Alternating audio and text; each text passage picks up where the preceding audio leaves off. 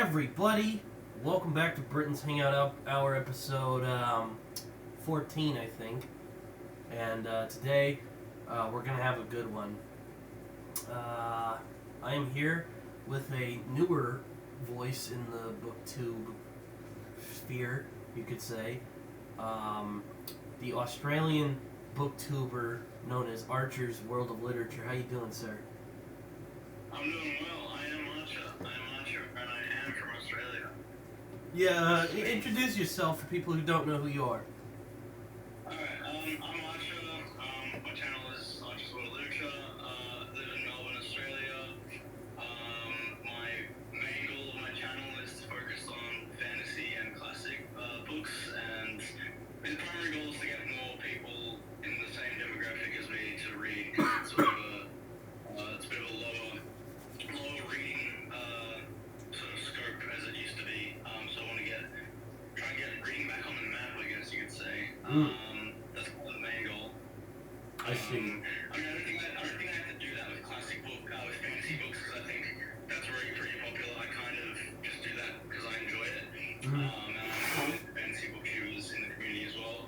But the main reason I focus on classics is because that's probably my number one favorite thing to read. And I also think that there's sort of this perceived notion that it sort of gatekeeps a lot, which I'm trying to show that it doesn't have to be.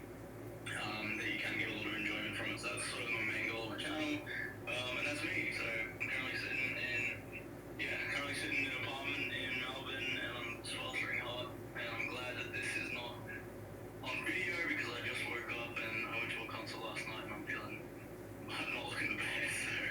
Oh, it's all right, man. I'm actually. I don't. If I sound weird on this video, I am kind of sick, so I am a bit under the weather. So. Yeah, that's the good thing about Discord and phone calls and international technology. Technology is great. Yeah, no, it's pretty good. You know, it's not like being on the radio. That would just be pain. Yeah. You can be sick and still do some work. So. Yeah, you know, I. Oh, sorry. I didn't mean to interrupt you. No, you're right. Go on. I actually found you because I follow Mike's book reviews, and I saw you had him on his you had him on your channel a few weeks ago. That's true, yeah. That was a big moment for me. I watched, because I've been a fan of him for ages, and I watched one of his weekly update videos sort of type thing, and he said that he likes going on smaller channels and stuff, and I was like, whoa, I really like this guy, and I've got a really, really small channel. And so I sent him a message on Instagram, being like, hey, you want to come on my little series that I'm going to start? And he's like, yeah. And I didn't think it was going to go as easy as that, but I was like, wow, this man's really sticking true to his word. He really is going to go on a smaller channel. And before that, it sort of felt like, it was like, this can't be real. I've been a fan of this guy for ages. And I was super nervous as soon as I was waiting for his face to pop up in the live stream and stuff. And then it was like, as soon as I popped him in and we started recording, it was just like, oh, this guy's just like a normal dude. Just a normal person. He seems like a normal guy from videos I've seen, though. I'll admit, I do watch. I like his channel. I like him quite a bit. His videos are long, and I kind of have a short attention span, so I don't know. It's sometimes kind of. So I kind of watch, and then I'll go to something else, and I'll watch more of it later. You know. Yeah, I'm kind of the same. I mean, I'll focus on. I mostly watch all of his videos, but I'm the same. I'll watch the 5-minute intro, and then I'll watch the half the content the next day, and then the outro the day after. Yeah, he's a bit rambly, which I would say. I don't know if it's a problem, but it's just him talking to the camera, so you know. Yeah, it's just him. But I think that's what I really like about it, because I think his channel aim is to make it feel like he's having a conversation with a friend. Over some books, and I do like that. I do like that it's kind of booktube's kind of this sphere where it's kind of we do have to do editing, but we don't have to do that amount of crazy editing, because it is sort of a conversation. It's sort of there's not really that many skits or anything like that, so we can kind of just talk to the camera, and I think it makes it really easy, because when you're talking about something you're passionate about, it's definitely a lot easier. You don't really fake. There's no one really in the booktube sphere that's faking it, fake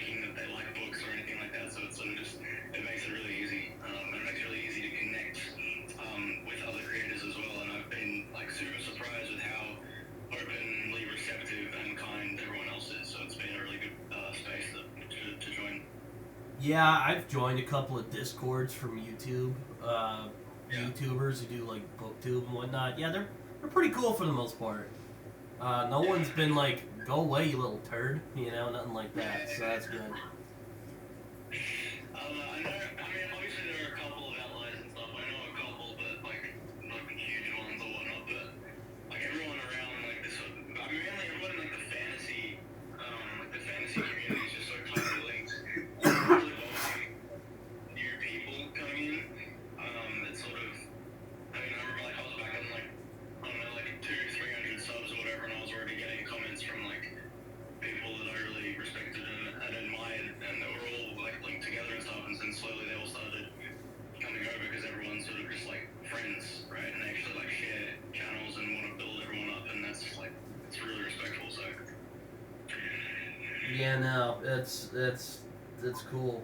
I thought your channel was interesting because you cover classics and literary fiction as well as fantasy, and I mean, I'm also someone who likes to read in a wide variety of genres because, if I just read fantasy or horror or whatever, I mean, you got what you like, but if I just read the one genre, I probably would just get burned out on it.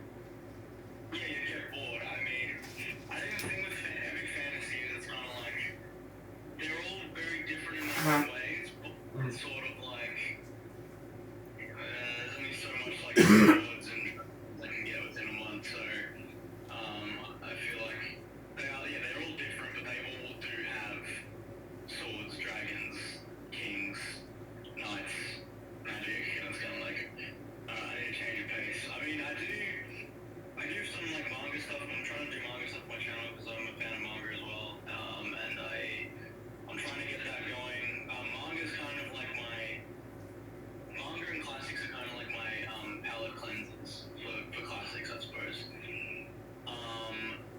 Also, I would say like modern classics or some modern classics are like my palette cleansers between classic books, like really classic ones. Like when I finished Ulysses and stuff, which is a huge one, and I know that's modern classic, but we'll just pretend it's just a normal classic. It's a big book. I just picked up like a modern classic book after that as a palette cleanser because I think it was on the One Evil House or something. Because for whatever reason, like the modernist movement, like I think they packed in like a lot of really good ideas, but in a really short amount of time, like a short amount of like pages. So when I finished something really huge, like a really hard to read classic or whatever, I think it's obvious because it's 20th century, but the writing's easy, obviously. But for whatever reason, they're smaller. So manga and modern classics are kind of my palette cleansers, and also literary as well. I don't really. I'm trying to work out whether I'm going to do like reviews and coverage on like literary stuff because, like, we read like a multitude of genres. However, I kind of wanted to keep my channel like limited to those two and focus on those two because I felt like there are a couple of booktubers that I've seen and I watch and stuff that do all these genres and they talk about all these things they like, and it can feel a little bit like messy and stuff because it's just there's a lot going on. And it was sort of like if I can harness just two and get just two like fandoms, like two people, two sorts of readers coming in, I think that'll be a lot easier to handle than like staying on top of like 7 genres and stuff. So. Well, yeah, that's fair. I mean, I've noticed a lot of fantasy YouTubers read a lot of manga. I'm sitting here, I'm like, wish I had all my fucking friends to talk about American comics with, because I don't read a lot of manga. Yeah, Fucking bastards. American comics, like Western comics. I don't know, I think a lot of people do. Most people did, and then for whatever reason, manga just like came in. Yeah, no, manga's like taken over in recent years, and I mean, I there's some great manga out there. I read Monster last year from Naoki Urasawa. I don't know if you've read that, but it's a fantastic series. Like everyone's like, "Yo, bro, that's the real deal," and I read it and I was blown away. Alright, I'll check it out. I mean, for you, obviously, like the big one, the fantasy booktubers are reading. If you're reading fantasy, Berserk. I have. It's crazy. It's funny. Like last month, I went on a gigantic binge of Berserk. It's just I was being fucking lazy on Goodreads, and I didn't mark it all down because there's a shitload of volumes. But I'm at the part now where, where are you at in Berserk? Because I don't want to spoil it for you if you haven't. Yeah, I mean, you went on a binge. You're probably ahead of me. I'm like a little bit into the Golden Age, which is like the Guts and I think we're forgetting their names. Guts and Griffith. Well, that's where Guts and Griffith are like explaining how they like met and stuff. So they're like doing some battles and shit. But aha, okay, then yeah, I'm pretty ahead of you because I was, you know. Oh my god, but yeah, it's a lot. Like, it's also really fucked up. So I'm just like, I'm gonna take a break from this. This is a bit. Yeah, and also I mean the thing is, I know YouTube's like introduced like a shit ton more like rules about like violence and swearing and stuff on monetization on YouTube. I'm kind of like, should I continue to do Berserk reviews if I'm not all of them? But I think the thing with manga as well that's like intimidating is like the length of it as well. Like most of the popular series are like pretty fucking huge. You know, when I started Berserk, I read the first, like, the Black Swordsman. I was like, okay, this is all right. It seemed kind of like, it almost seemed like a parrot, because when you hear Berserk, you almost scoff at it. You're like, this sounds dumb. Seriously, a guy with a gigantic sword called Guts walking around killing, like, this sounds like a parody of Grimdark. Like, come on. But and the first arc doesn't really do much to like dissuade you from like the first like Black Swordsman. The other two arcs that I read were really good, and then Golden Age and from so on it gets better. So I don't know.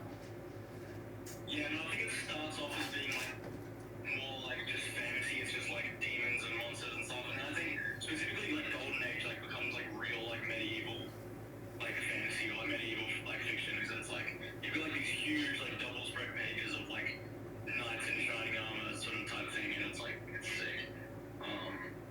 I'm not. I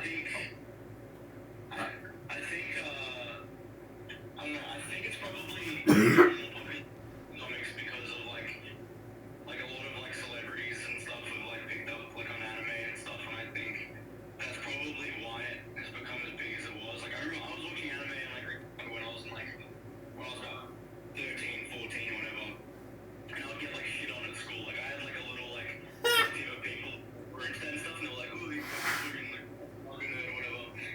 And then it was like, bro, like 4 years later now, Lil Uzi Vert or like some rapper like posting anime, and it's like all of a sudden it's cool to watch anime, and if you don't watch anime, you're a loser. Yeah, no, I don't. I don't really buy into that. I'll sit through all that shit when like you were like, "Oh, anime sucks," and now you're late to the party. Like, come on. But I've got a friend who like I don't know if you've seen him. I mention him all the time. Jaden Street Poet, who's a writer in Melbourne. He, like one of my best friends, he works at a bookstore. And he told me the other day, like, he said that the manga is the only section of the bookstore that has to get constantly restocked throughout the day.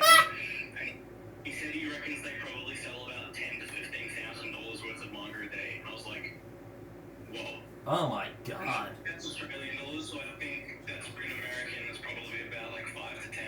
But still, crazy. Well, I guess I'm a hipster because I'm stubbornly reading American comics in the meanwhile. Though I have nothing against manga. I used to think it was kind of silly back in the day, which I guess is rich coming from a guy who reads about guys in spandex punching people. But you know, I saw some anime and I saw some manga. I'm like, wow, that looks kind of silly. I mean, I have my limits. And then I started watching like Death Note. And I'm like, oh, okay. There's some good stuff here. So, you know, now I'm a bit more like, okay, that was a bit ignorant of me. Yeah, well, I mean, I think it's like anything really. Like, there's silly ones, and then there's like a diamonds in the rough sort of thing. Like, oh yeah. Talent, something amazing. I think I would recommend Tokyo. I don't know if you've heard of it. Tokyo Ghoul is my favorite manga. Oh my gosh, that was the obsession of all my anime nerd friends in high school. Was Tokyo Yeah, it's cool? insane, dude. Watch those first two seasons. God. Just the first two, because like the ending, they sort of drifted from the manga and shit. But first two seasons, and then if you wanted to, all the manga is pretty consistent. Like all the manga is insane. It's just like really, I don't know. It's really dark. It's kind of like, it's less like brutal as like Berserk and like violent, and it's violent, but it's more like gritty because it's like set in the modern. It's kind of like picture what's that series by Jim Butcher? Dresden Files. I've heard of that. Picture that. Picture Dresden Files, kind of like, I mean, I haven't read Dresden Files, but it's like, it's modern, it's kind of like modern horror fantasy kind of thing, like urban, because it's like gritty, because it's set in like modern day Japan, whatever, and it's kind of like this underground society of like these monsters living amongst humans, but like trying to operate as normal people, and it's like, it's just gritty, and then it gets really violent when it kind of becomes like, you follow like kind of feels like a gang sort of thing, like a gang show, a manga about because it's kind of like, you end up going underground, and there's like this whole society, and like gang of like these people, and then you kind of realize they're just real people, and then the reason they're breaking the rules is because like, that's what they have to do to survive, whatever, but I would recommend that. That's fire. That's really fire. I have a buddy recommend me My Hero Academia, which I'm like, all right, you know, I use my usual, the usual cliche, which is I'll get to it because I already have a large fucking reading list I need to get to. Yeah, I'll get to it later. Yeah, it's a list of people like every day. Because like my TBR is huge, and I get recommendations from people I know in person. Now I get them from like my community, and then I get them from people at work as well, because I work at a library. And I'm just like, alright, I'll get to those because I've got like my own list at the moment, and because I listed those before yours have to go at the bottom, and mine is about 600 right now. Oh my god. If you like, or if I'll be alive when I get to it, but it's on the list. It is on. Like, I mean, you gotta understand, like, some of the books that I've got on my list are like, especially when it comes to like epic fantasy and classics, like I said, my two favorite genres, they are the genres that have probably the biggest books. And so it's like, it takes time to get through 600 of those, but... I enjoy fantasy quite a bit. I mean, I'm trying to take a break. I'm taking a break from fantasy right now because, you know, again, don't want to get burned out. Plus, I read China Mieville's Baslag books, which are just, you know, that'll smack you. What were they saying? What? What were the books again, sorry? I said it's a trilogy of books. The Baslag trilogy. It's by a guy called China Mieville. It's Perdido Street Station, Scar, and Iron Council. And, very good. I didn't care for Iron Council, but Perdido Street Station and the Scar are really good. I enjoyed them. Okay. I'll make that 603, 604.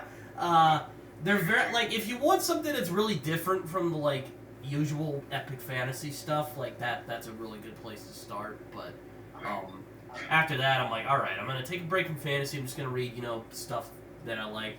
I'm reading Cormac McCarthy's All the Pretty Horses right now, so... Oh, nice. He's sitting at about 550 right now.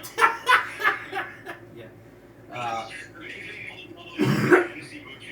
Fantasy, but like, for whatever reason, like Mike, like Mike, Joanna, Petra and stuff, they've been like talking about Cormac McCarthy like in recent months and stuff, and I'm like, aren't you guys like fantasy book shooters? But yeah, no, I'll admit I was a little disappointed when Mike disliked Blood Meridian, though I totally see why. It is not I actually have it over here because I was looking at it the other day. I can definitely see why someone would dislike it because it's not like other books, and also it is very graphic. So, you know. Okay, all right. I'll keep an eye for that. I might push that up a little bit because I have been interested. Is he a Western writer? Is that Southern Gothic Western? He did a post-apocalyptic novel called The Road. Literary, basically, like, is... I'm now reading, this is my 5th one from him, so... I'd probably say start with No Country for Old Men, because it's a pretty straightforward one. Blood Meridian is just, it'll smack you in the face. Like, it's very dense. It's very, it's not difficult, but it's an experience. You have to kind of build towards it. Yeah, I think I'll probably read, like, one of the easier ones, like, you said, because I might need to get, like, a feel for his writing style first. I mean, that being said, I've got this kind of, like, little joke within myself where I'm kind of like, I've read Ulysses now. I can read Ulysses. Nothing scares me. I'm numb to difficult books. But, I read Portrait of a Young Man as Portrait as a young, or is it Portrait of an Artist as a Young Man when I was in high school. Got it next to me. Portrait of the Artist as a Young Man. Yes. Fantastic book. Yeah. Good one to. It was more of. I don't know. That's one I'd love to reread at some point because I'm curious if it'll stick with me now like it did when I was in high school. That's really an important one as well because I think also when it comes to my channel goal and stuff about getting people to realize there's enjoyment in classics is trying to like make people realize that you don't have to let high school like scare you off. Oh no, I mean there's even books in high school I read that I enjoyed, so they're not all bad. Yeah, no, I think I enjoyed a lot of the classics that I read. When I read them, when they were like the prescribed reading list for like summer holidays or whatnot. When I read, I don't know if you guys have summer holidays.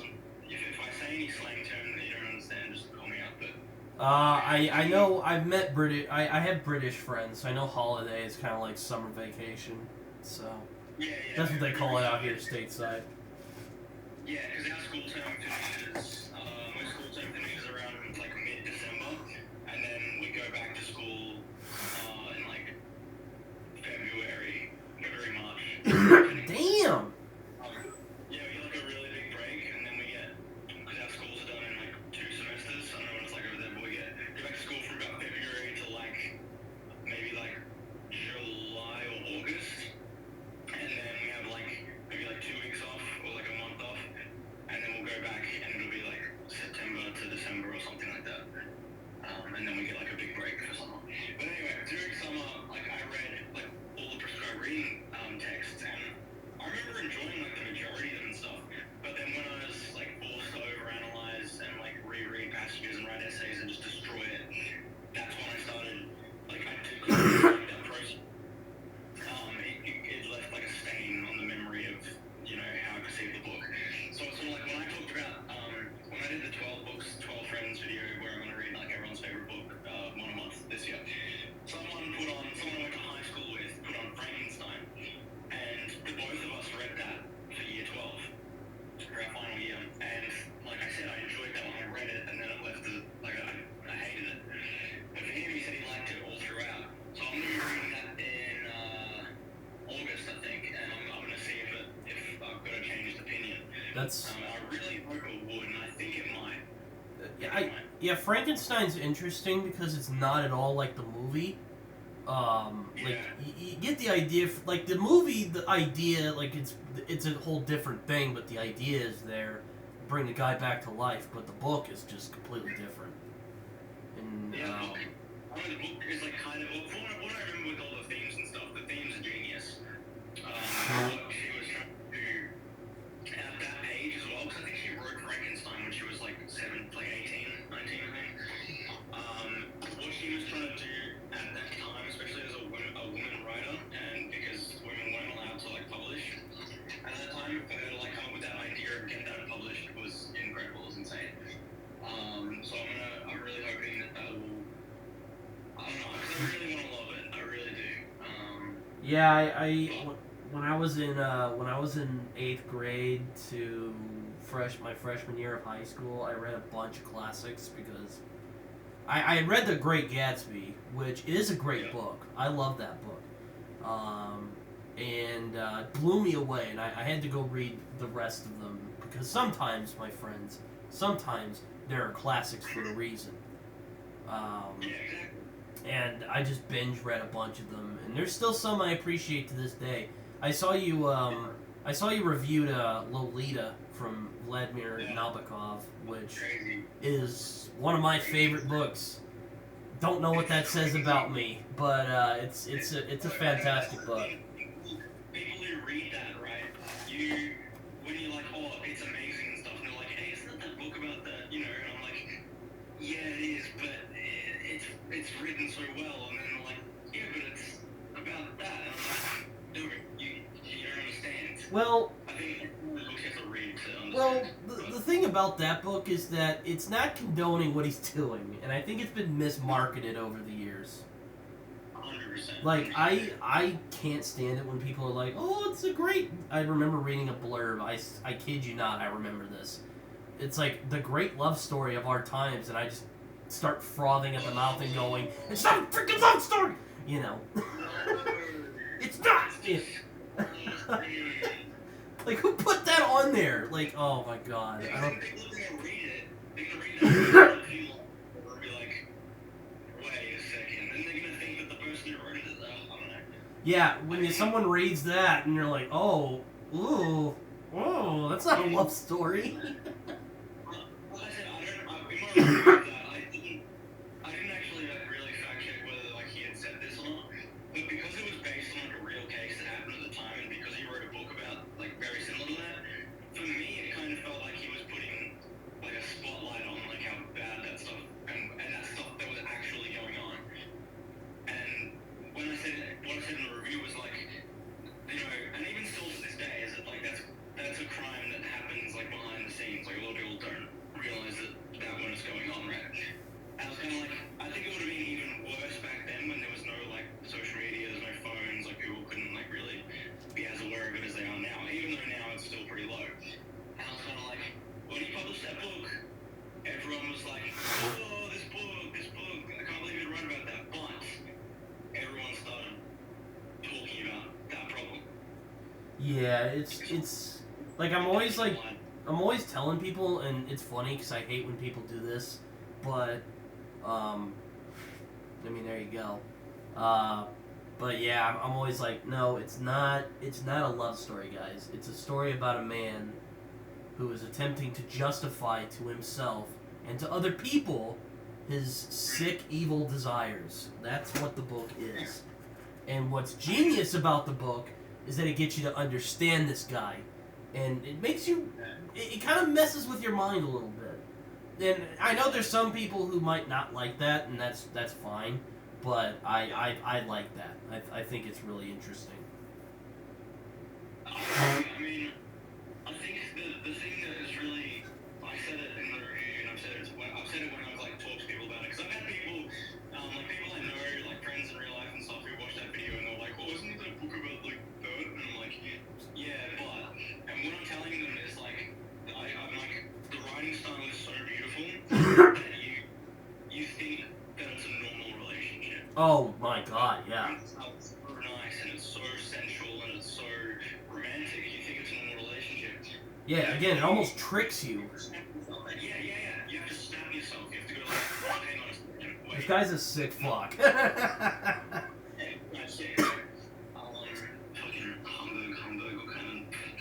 Yeah, I know. I've always hated that. I'm like, what the hell kind of a name is that? Like, I think it's an alias if I remember right. I'm like, really? That's the best you could come up with? No,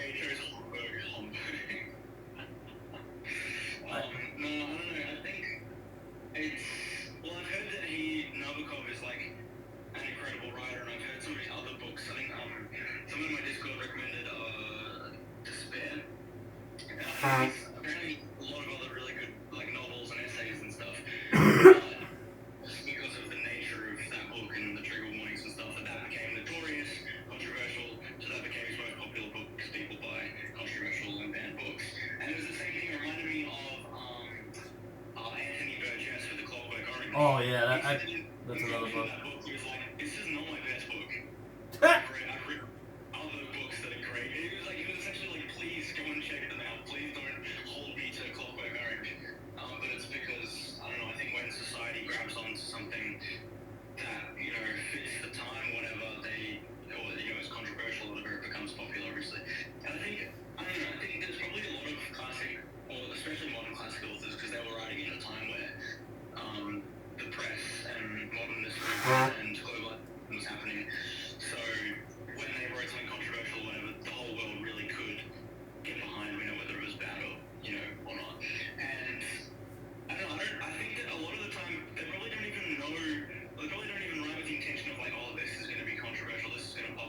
Probably not, no. Release it, and then whatever happens to be in the news or in the minds of the people the next day in the newspaper, even if it's accidental, right? Like let's say Anthony Burgess released Clockwork Orange in like 1901, whatever.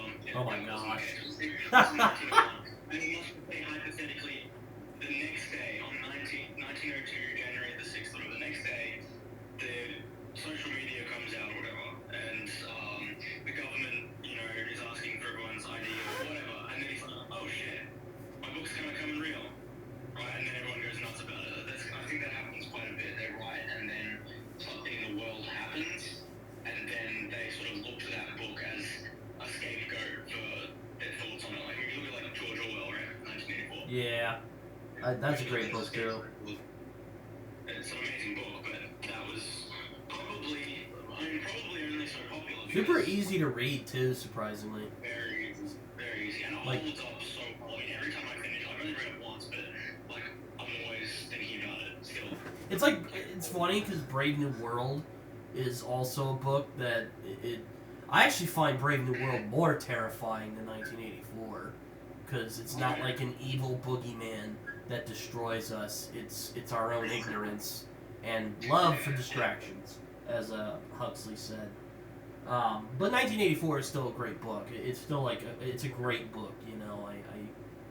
Animal Farm I enjoy quite a bit too. I'm a big Charles Dickens. I'm a big Charles Dickens fan, and I know Orwell was too. And Animal Farm feels like he's him at his most Dickens. I enjoy Animal Farm quite a bit. Very short book, not that hard.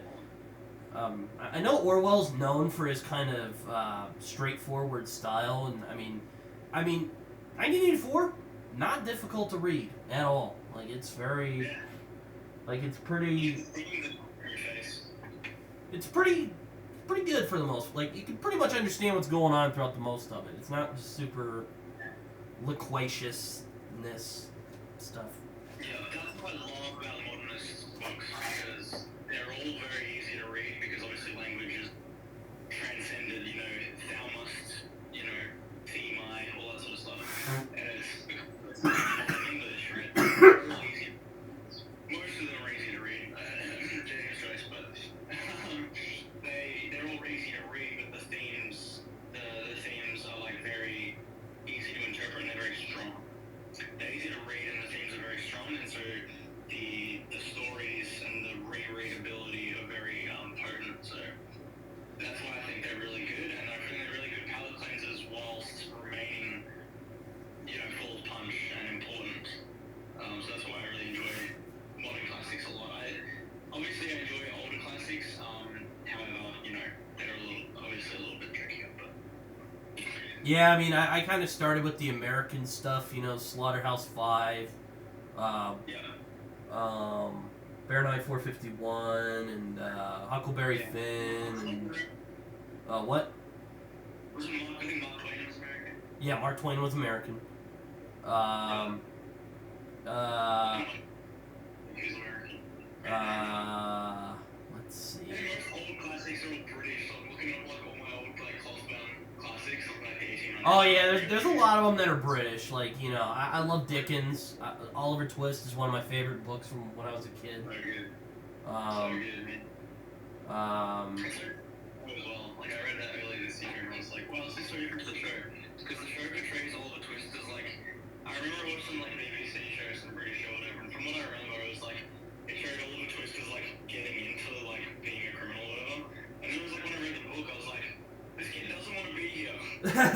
Yeah, no, Being a criminal, he really doesn't. He really doesn't belong to this house to rob it and shit. But in the show, he was like, yeah, I'm gonna rob this house. Yeah, no, he gets strung. Now there are some people who say that Oliver is way too kind to be a streetwise orphan, which I'll admit, yeah, I can see where they're coming from, but it's just a good story, I think. Yeah, it is. It's a feel good, but also it's kind of he didn't want, because he was living in an orphanage for all the start. Yeah, and also the stuff he goes through is awful. It's just he gets shit on a lot in this book. Yeah, he does. Yeah, maybe it is a bit sus that didn't harden up, but I guess at the end of the day, he's something like 11 as well, so it's kind of like, I also love the setting of London in Dickens stuff. I love how his setting comes to life. You know, yeah, exactly. It's like you're there. Another. You've definitely read more classics than me. Because, I mean, you mentioned all these books and stuff, and you probably read more Dickens than me, and I'm just like, I've said it on my channel, I read a lot as a kid. High school stunted me.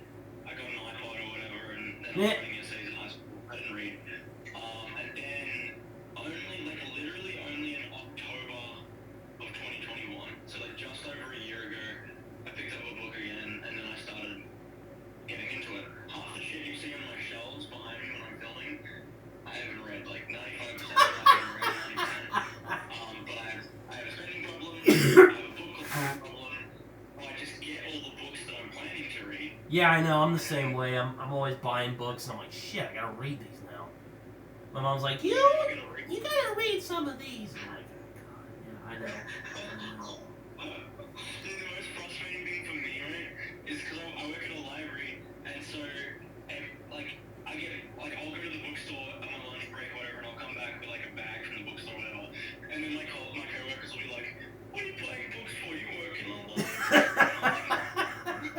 It's called a collection. It's mine. I want to learn it. I don't want to, like, touch a book that has had, like, 20,000 grubby hands all over it. I mean, it's a yellow and stained blood. Like, no. I want my copy. And then they're like, oh, you can just put it. I was like, no, stop it.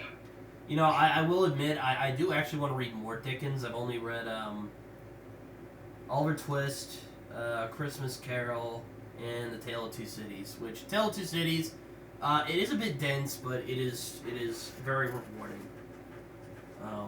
You've officially read more than me. Yeah, no. I only read Oliver Twist and The Christmas Carol, and then I'm like slowly getting through the other Christmas writings, like the short stories. But like, I think you can still say that an author's like one of your favorite authors just from like reading a couple of their works or like their writing style and stuff. It's like he's one of my favorite authors. Like I can say that. Yeah, I mean, Goes for Murakami. I've only read like 3 Murakami books, but he's like one of my favorites. I love that man. I haven't read any Murakami. I have a friend who loves him, and he sounds like a writer I would enjoy, but I just haven't gotten to him yet because. It's 600, right? Yeah, I know. There's so many. There's so many. 601. Yeah, there you go. So many. I'll recommend to everyone Norwegian Wood. You've probably heard of it. Yeah, I've heard of that one. I actually asked my friend where to start first, and he's like, maybe Wind Up Bird Chronicle, maybe. And I'm like, okay. Too big. Too big? Definitely. Too big. I haven't read it, but I mean, that book is huge. Really big. Yeah. I really would recommend Norwegian Wood. I mean, Yeah, no, it sometimes astounds me when people write these just big-ass books. I'm like, what? How the hell do you write that much? yeah, I know. And not like lose track of stuff, especially when they're like really big, like when they're really good all the way throughout. It's kind of like, how did you not find it dull moments in here? It's like, there's a book that's considered like one of the modern classics called Infinite Jest. It's like 1,000 pages long, and and the book, I'll go to the bookstore and it'll be just eyeing me, like, I dare you, come pick me up, read me. I'm looking at it right now. I've got it on the shelf. So you know how it's like about 1,200 pages, right? Yeah. And it's very small, and it's got footnotes and history. It's crazy. Apparently, the original transcript that David Foster Wallace sent to his publisher was 1,700 pages. Oh my God! Yeah, with the same amount of text, so like very, very small, and with like, the same footnotes and like the ending section and bibliography, yada yada. He sent that to his publisher. His publisher was literally like, yeah, no. I'm like, oh my God! I mean, like, man's like writing a book about like drug addicts in a recovery hospital and thinking he's like George R. R. Martin or something. Like, what do you mean? you know, You read 1700 pages about that, but... I remember I saw your review of On the Road from Jack Kerouac, and I remember really enjoying that in high school. And then I read it again, and I remember it was kind of rambly, and I was like, oh, I don't love it so much anymore. You know? Did you read it when you read it the first time? Did you read it like when you were starting to get into modern classics, or? When I started, yeah, and I really loved it, and it was one of those that I don't love quite as much anymore. Yeah, and so when you reread it, you had read quite a bit. Yeah. Maybe I'll read it again at some point. There's some other guys of the Beat generation, it's called, that I'd like to read, like William Burroughs. I'd like to read at some point. Yeah, I want to read Ginsberg. I just finished watching the movie the other week, Kill Your Darlings. Have you heard of it? Yeah, I think I saw it a few years ago. It was interesting. Yeah, with the Beat generation, and that really like made me go, oh, these guys really were absolutely batshit insane. Like, I want to see. Yeah, I know. They're like their personal stories are really fascinating. Like if you read about like Jack Kerouac's life or Allen Ginsberg's life, like really fascinating stuff. They were really bad people. Oh no, they were insane. Like, oh yeah, they were pretty crazy. Like, and also I hate Dean Moriarty in On the Road. Just yeah, he's a little bit of an asshole. Like he's just so excitable and like, yeah, but look, big party and then he just like runs behind and like leaves them in shitty positions because he wants to go and like party and stuff. And I'm just like, bro. But yeah, I don't know. I want to read. I've got I think Jack Kerouac's writing style is amazing. Like Ginsberg and like I think Neil Cassidy was the guy's name who was Dean Moriarty and Burroughs. Those guys were fucking crazy. I was about to say I think Kerouac was actually like he was the normal guy out of all of them. I think he was the normal guy, even though they all did some bad shit. I think like Burroughs and Ginsberg and stuff were like the junkies. Excuse me, what were you saying? I think Ginsberg and Burroughs were like the bigger junkies. Oh yeah. Yeah. Probably the bigger alcoholic or something, but I don't know, they went to like this is the thing about separating art from artists. Because I think it's very important to do that. I think it's kinda like, if someone gives you something revolutionary, something in the literary space that's like completely revolutionary and it's changing everything and it's absolutely incredible. But then like, they got caught up in some violent act or whatever, it's kinda like, and they get, in a modern sense, cancelled or whatnot. And it's kinda like, okay, you don't have to like the guy because of what you found out that he's done or whatever, but like what he's written has like changed literary fiction forever. Yeah, I mean, I'm kind of that way. If someone acts badly, I try not to let their bad choices ruin my good experiences with their work. Yeah, it's really hard. It's really difficult to do. Because I think it's more difficult to do when you idolize someone and then find out about it, like in the modern sense. That's hard to do because you've got this trust to someone, you idolize someone. But I think with classic writers and older writers and stuff, it's probably a little bit easier to do because when you pick up that first book of theirs, you're kind of already aware of it, you've heard about it, you've researched them. It's like most writers, I think writers in general are just like fucking crazy.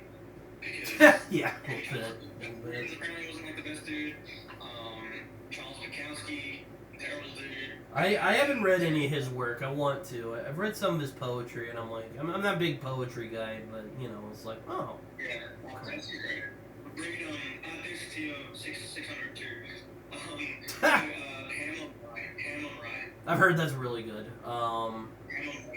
I did see the movie Barfly, which is about him. I really love that movie. Underrated film. Yeah, Mickey Rourke plays him. It's really good. I have no idea.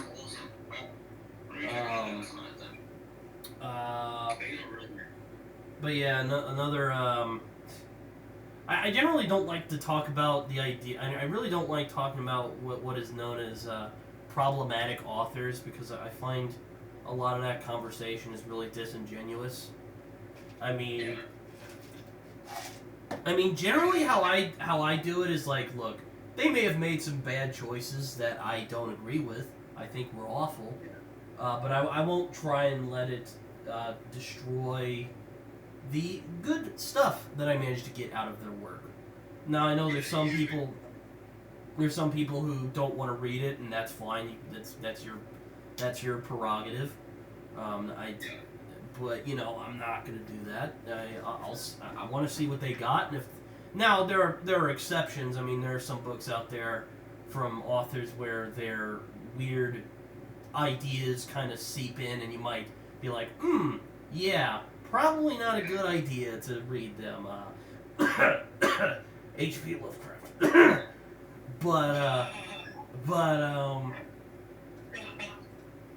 But yeah. I mean, yeah, even with like Dickens, you read Oliver Twist, and Fagin is kind of, he is a stereotype of Jewish people, because Jewish people weren't very well liked in Europe at the time. But I mean, does that take? I don't think they've ever been well liked in history. It's such a sad thing. Yeah, I know, it's horrible. It's awful, but yeah, I mean, but then also you kind of have to somewhat take into mind like what was culturally and generally acceptable during that time. As a British writer, it was probably fine to do that. It was probably fine. A lot of the time, sometimes people will write things that now seem controversial. Back then wasn't, and so you kind of have to keep in mind like, oh, this is awful what he's saying right now.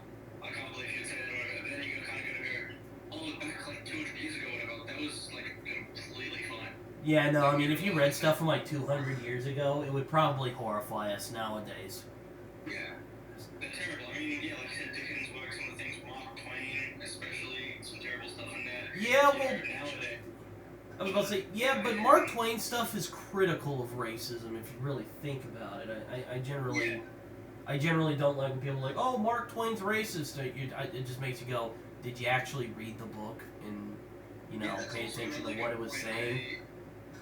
That's really good context books. People who like skim over it or read a little bit of it, don't really analyze text and then jump to this conclusion without actually finishing it or understanding the true purpose. That pisses me off a little bit. Yeah, no, it's like they're dropping the N word. I'm like, you do understand that not always, now maybe sometimes, but not always when people drop the N word in books. That doesn't mean that they agree with them.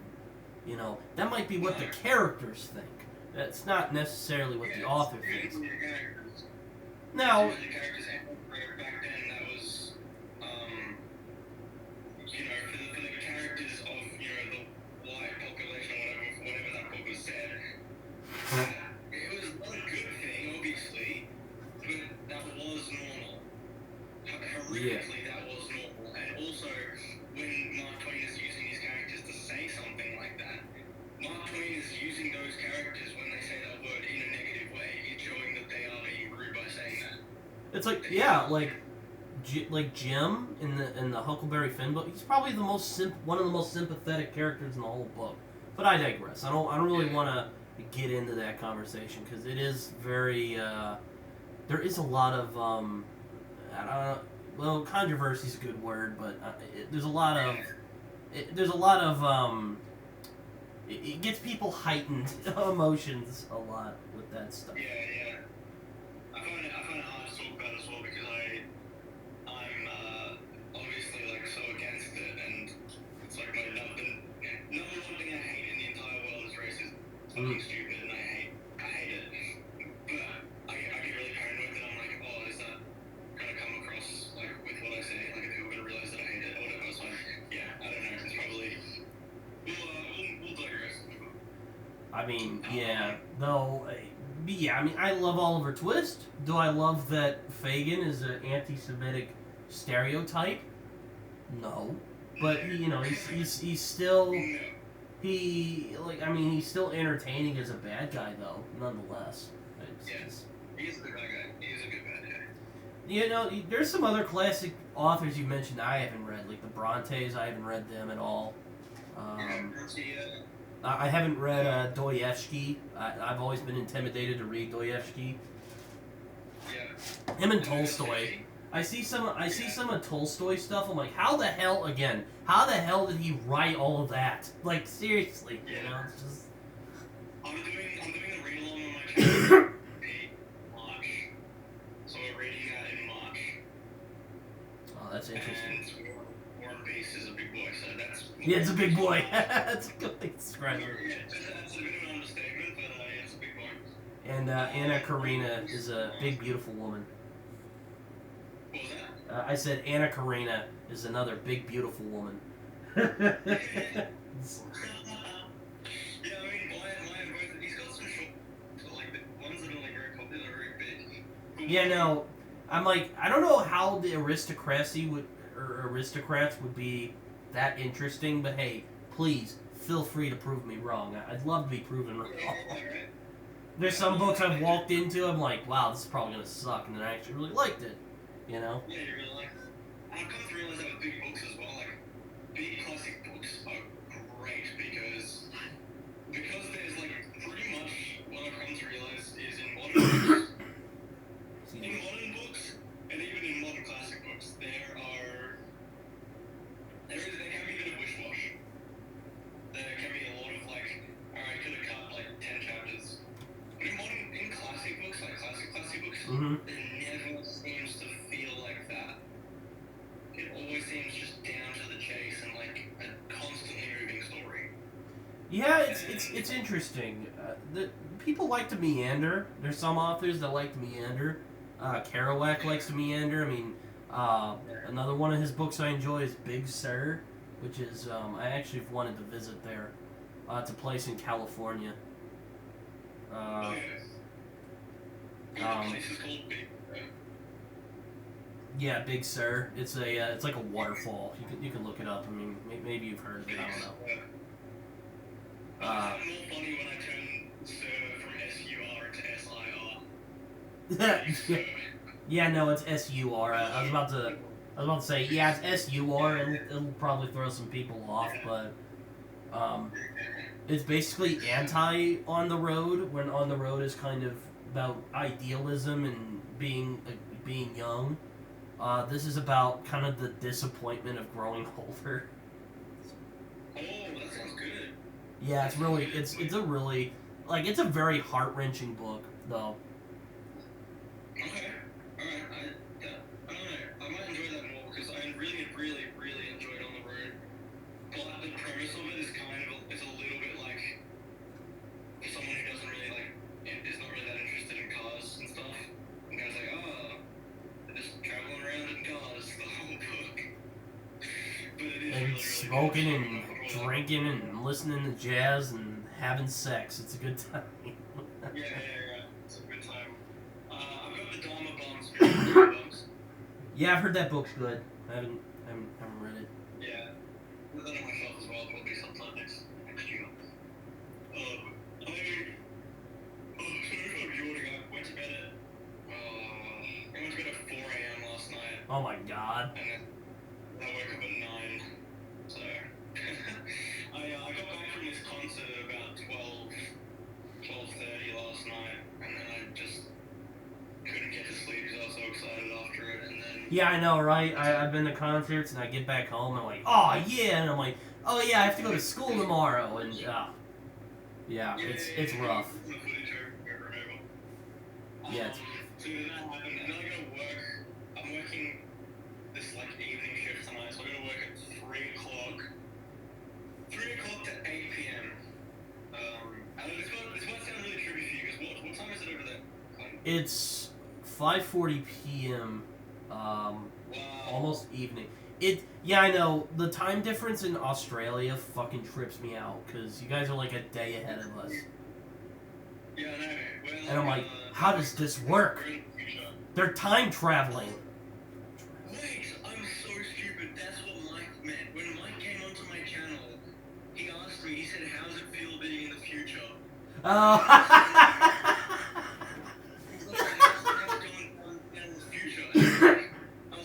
You You didn't notice that? He was like, oh, usually when I ask people that, like, sometimes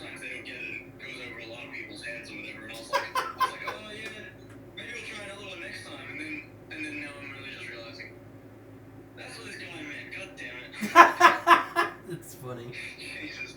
Uh, Anyways, okay, yeah, so, yeah, 'cause it's 10:41 in the morning. oh wow. Okay. 10:40 a.m. So your night is just about to wrap up and just starting. So I think after this I'm gonna be I don't know what to do. I think I might like actually get ready, like brush my teeth and have a shower because I still haven't done that. And then I think I'm gonna film my Storm of Swords review because I finished that and I was just blown away. Yeah, I was gonna ask you what some of your favorite, fantasy stuff is, because because I enjoy talking about fantasy. Yes. What you're gonna realize while having this conversation with me is you're gonna be like, oh wow, this motherfucker really talking all this shit and hasn't read any of this stuff. So I read Tolkien when I was a kid, obviously. So I love that. I got into fantasy because of when The Wheel of Time became a TV show last year. Oh my gosh. 2021. I No. haven't watched it, but they had posters for it on all the buses. They had posters at the bus stops, they had posters in the shops, just like advertising the TV show, right? And I saw that and I was like, oh, there's another, fantasy show coming out, cool, whatever. And then I went to the bookstore and I saw these new editions of just this book and I'd never, seen it ever. And I was like, oh, Wheel of Time, that's that Paramount, that Prime show that's coming out. And the editions were all lined up next to each other, and it really stood out to me because there was like 15 of them. And all the spines had like this connecting mountain, and all the front covers were like this gorgeous scenery and stuff. And I'm a sucker for good covers. I really I am too. I love me some good covers. I don't know why. It's marketing. It's marketing. Yeah, I know. It's yeah. You cover it, it sucks, and you're just like, oh, well, at least it looks good on the shelf.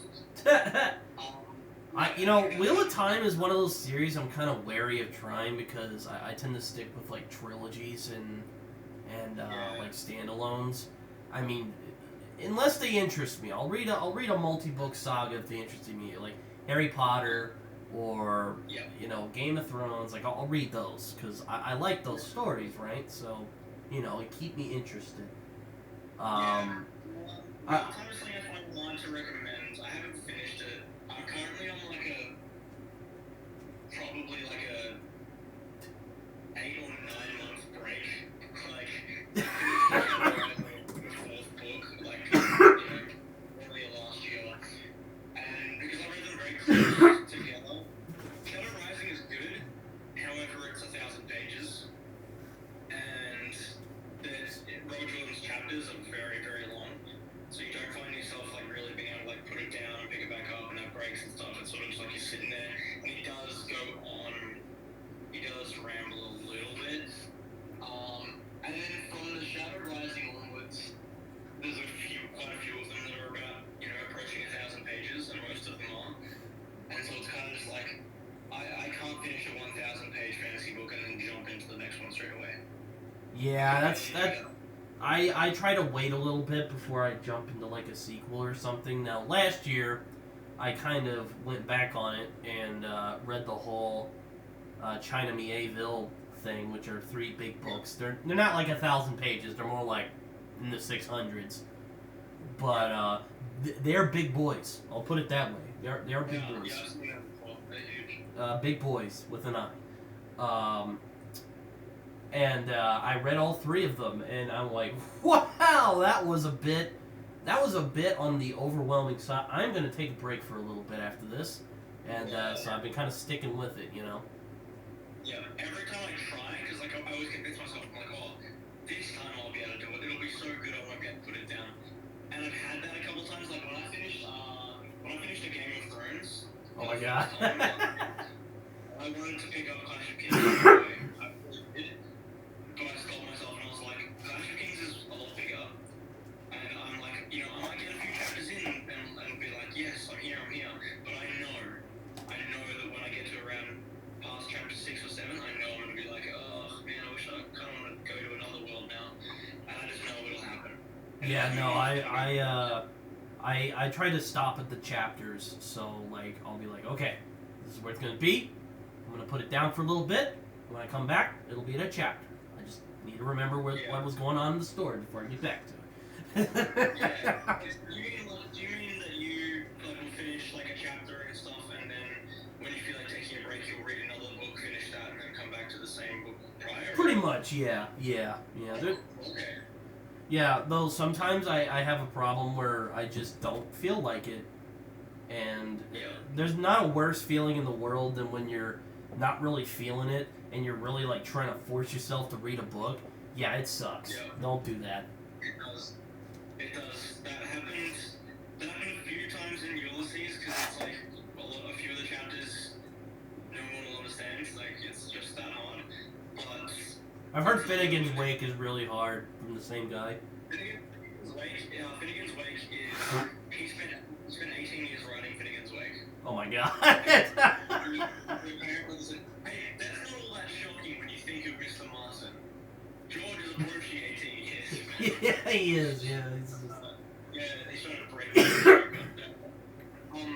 He spent 18 years writing that, and apparently he said in some interview or some news article that he expects and wanted his readers to spend 18 years reading it. This guy's lost his eye, and now he's just becoming a bit of a meme, but like... He's becoming a troll. Joyce got his conjunctivitis with his eye and was like, I'm gonna go trolling about like a one-eyed troll. But Finnegan's Wake it's its own language. He made up his own language. Well, like I don't think he made up like a full language, but it's not in English. It's just not. Yeah, it's like a Clockwork Orange or Train Spotting. I actually watched the films first, Okay.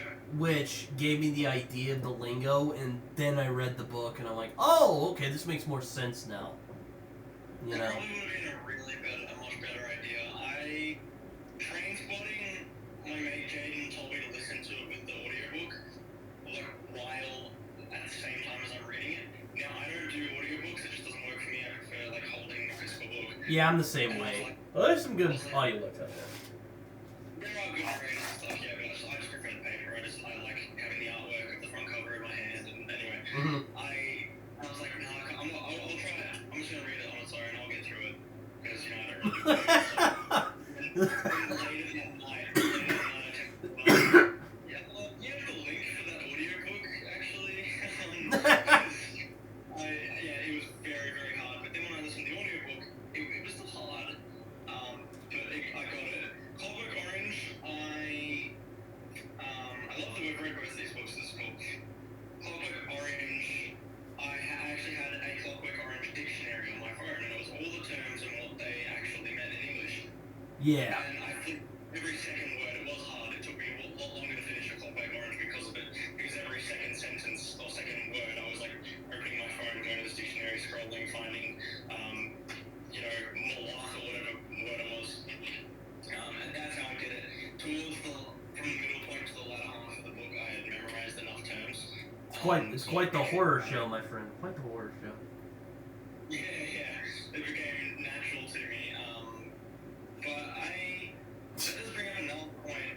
I really do like books that experiment with what a book can and should be. I wonder if you're at your work and you were just speaking NADSAT and everyone's like, what the fuck is he...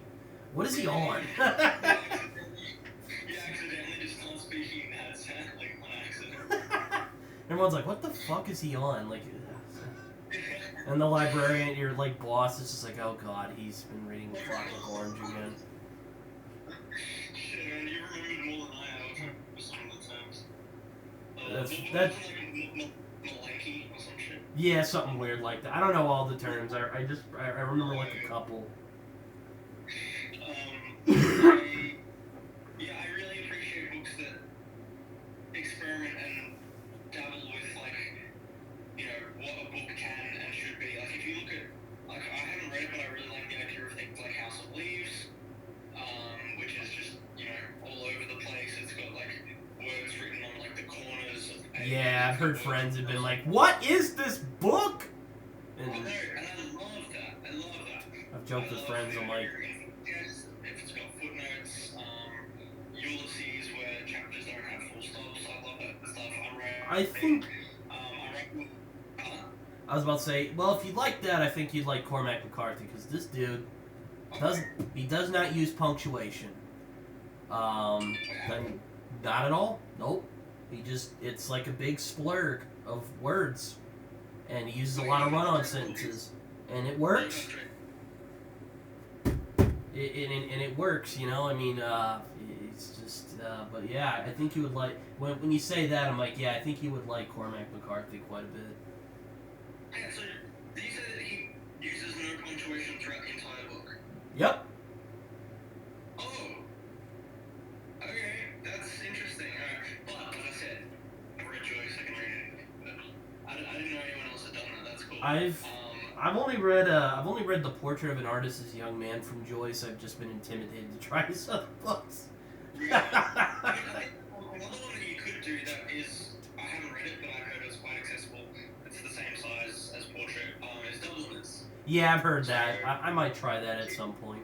The cool thing is, I kind of wish I read Portrait and Dubliners before Ulysses, because apparently all of his texts are interconnected. So characters that are in Ulysses are in Portrait and they're in Dubliners. The main character of Portrait is Stephen, right? Yeah. Mm-hmm. Yeah. He's one of the main characters in Ulysses. So I really like books like that. That's why I really like the idea of Realm of the Elderlings, Robin Hobb. I like books that have interconnected universes, kind of like an MCU but with books. Have you ever read any of Joe Abercrombie's stuff? I've got all of it on my shelf. I'll admit I actually read The Blade itself last year. So before I went on my hiatus from fantasy. Really good book, actually. 605. There you go. 605. Yeah, he's actually been on my TBR as my own, because I own his book. So he's probably sitting around. Maybe like 80 or 100, maybe. It's sitting a little higher up there, actually. I keep saying next year, this year, 2023. I'm going to be starting and finishing John Gwynn's Faithful and Fallen. Yeah, have you watched his son's channel? Like, his sons have a channel? Guys, I'm gonna try and get those guys on the channel at some point. They're awesome. Yeah, they seem cool. Yeah. I like their little intro, too.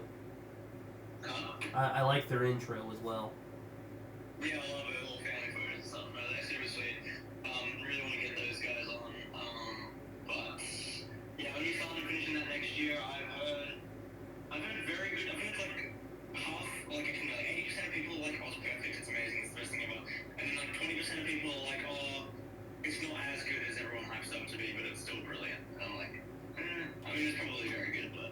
I mean, I just like good storytelling, man. Really, I mean, no, I like to challenge myself, so I try to read more like sophisticated stuff. But if you got like a good story and good characters, I'll read it. Like it doesn't matter. Yeah. What it doesn't really matter what kind of book it is. It's. Yeah. I really enjoy reading evil fantasy as well, and like sword fights and castles and stuff, and that's got all of that in it. And I really like John Gwynn's Norse inspiration, because Norse history is one of my favorite periods of history. Oh, I love Norse mythology, and I've heard he plays a lot with that. So I'm like, I want to read that now. Wait, which one? His newest one that's come out. Apparently, it's very based in.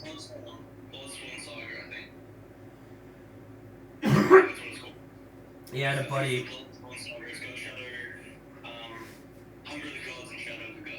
I had a friend in high school who had one of his books. I think it was The Faith of the Fallen. Big boy, and I was like, "Damn, like, you gonna read all that?" And he's like, "Yep." I'm like, they're all like roughly the same size. So not actually that. Like they're not as big as like. I don't know. They're not as big as like Storm of Swords or like a Wheel of Time book or anything. Yeah, no. I mean, I'm sure not. I don't. Above average. I've heard that he reads really well, so you can get through him quickly. But have you read? Moving on to some kind of non-fiction, unrelated stuff. Have you read Norse Mythology by Neil Gaiman? No, I want to though, because I love Neil Gaiman. So good. It's so good. Read. When I was reading it, I just read a story a day because they're about 10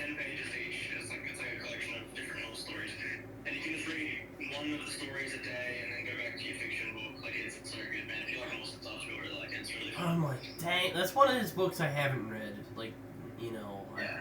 American Gods is a great book. Coraline, I really enjoyed that when I was a kid. Kind of creeped me out because that's a freaky book. I haven't read that. My girlfriend's obsessed with the movie, and I hate it, and I'm terrified of it. And well, like, Gaiman wrote like fantasy and stuff. How could he scare me? Like, No, I don't mean to laugh at you. It scared me. It creeped me out too when I was like 9. I saw it in the movie for the first time with my grandma, and yeah, that spooked me out. I was like, what is this? you just ran out crying. Well, I didn't run out crying, but I was kind of covering my eyes when I was covering my eyes. No, no, I didn't run out crying. I didn't do that, but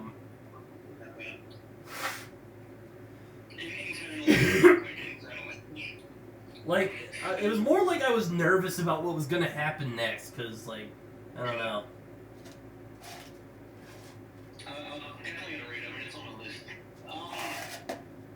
Back to what were we talking about? We're talking about fantasy, right? Yeah. So yes, I read Tolkien as a kid, and I got into fantasy because of the Wheel of Time stuff. And so I picked up all the Wheel of Time. I bought like literally all 15 books. Actually, my girlfriend got me a couple of them, but I got all 15 of the books and hadn't started it. Didn't know what it was about. I just thought the covers were cool, and I was like, I'll try it. And so I bought all 15 books. It was like $200 for those. And then before I started it, because I wasn't planning on watching the show, I was just like, I like these covers. I want to read this book. Then I know a lot of people found his channel because of this. I put in on YouTube, what to watch this before you read Wheel of Time or something like that. And then Mike's review of Wheel of Time came out, and I watched that, and then that kickstarted me being a fan of him. And then watching all of his videos since, that's when I started buying all these other fantasy series and keeping up to date with fantasy, and that's what I did. So I really have only read the first 4 Wheel of Time. I've read The Hobbit, and this is gonna hurt some people to hear, but I have only read it. I haven't fully read the other 2, even though I love it. I've read Assassin's Apprentice by Robin Hobb. I've read Warbreaker by Brandon Sanderson. Sanderson, I've been kind of hesitant to try because I heard a lot of his stuff is kind of interconnected and whatnot. Yeah, it is. All of his books are part of the Cosmere. I think it's like 16, maybe like 18 books so far. I mean, as someone who's working to be a writer myself, I'm also kind of jealous of Brandon Sanderson, how fast he can go. Kind of like Stephen King. How can he write that much in 1 year? It's not that his books are big, it's that his books are big and he makes 4 of them a year. Yeah, I know. It's like, how do you do that? I don't know, he releases And then, like 3 normal books. and then there's that video he made where he's like, so I have a secret I have to tell you guys, how I was coping. I was coping in COVID, and then he fucking wrote 5 books. I'm like, and he's all coy about it too. He's like, don't judge me. I'm like, oh, you jerk. Yeah, because when he posted that video, I thought that he was like making someone an apology video. I thought like it was serious. Yeah. And then got the freaking like manuscript of one stack of paper, and then he's like, I got something else to tell you. I wrote another one. And they're like, oh, you. Ah! Oh, sorry. Can you hear me still? No shit, hold on. There we go. Sorry about that. My phone was being weird. Can you guys? Yeah, no, we're still good. Just give me a sec here.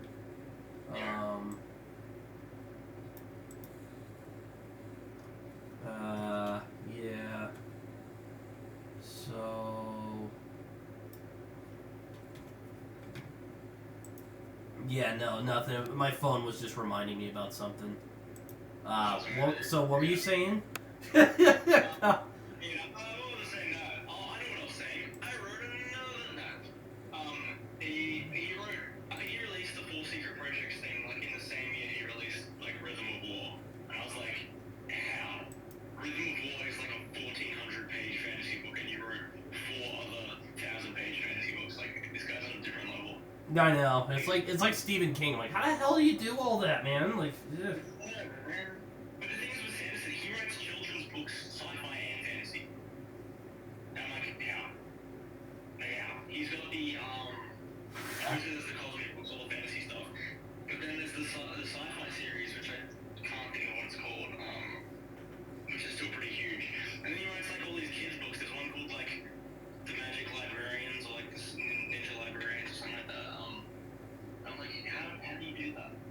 Yeah, also, I don't know if Sanderson for me, though, if it's, like, when I look for when I'm in fantasy, I don't know if he has it, but, you know, I'll give him a try someday.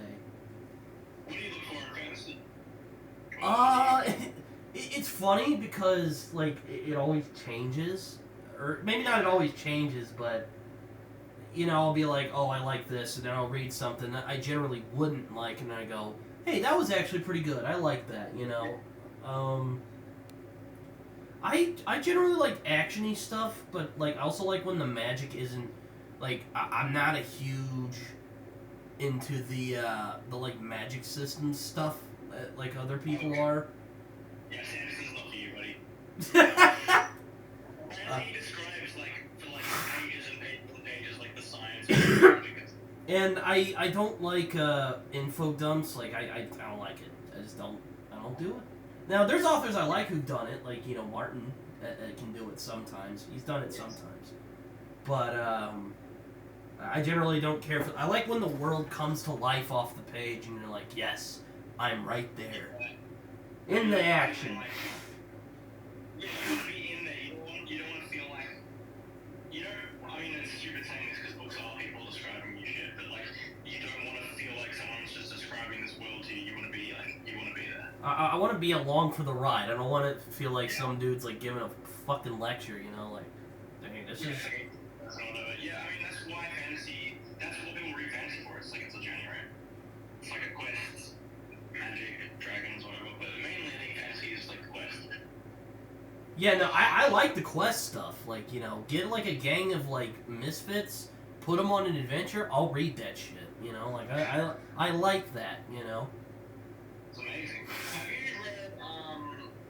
You probably heard Ryan stuff talk about it. I think everyone was talking about it after he sort of brought it to light. But it's historical fiction. Have you read Bernard Cornwell's The Warlord Chronicles? I have not. I know a lot of I know a lot of YouTubers have talked about Bernard Cornwell, and I'd like to try him out at some point. But you know, I only read when I feel like it. So I only read stuff that I feel like reading. So Yeah. you know, you're just gonna have to deal with it. Just because you're saying you like kind of the magic sort of in the background, sounds like you like sort of a bit of historical stuff as well, and then like I don't know, comment about it or not, but it's the historically accurate retelling of Arthur, but the magic, because obviously that Merlin, the wizard, is he's a wizard, right? Yeah, I mean, I also like monsters and creatures and stuff like that too. You know, it's I love that. You know, like I love shit like that. You know, it's just. Even though I'm kind of a masochist because monsters scared the hell out of me when I was a kid, but I love them for whatever reason. Yeah. Because I'm a weirdo. I would assume you're a Tolkien fan? Yeah.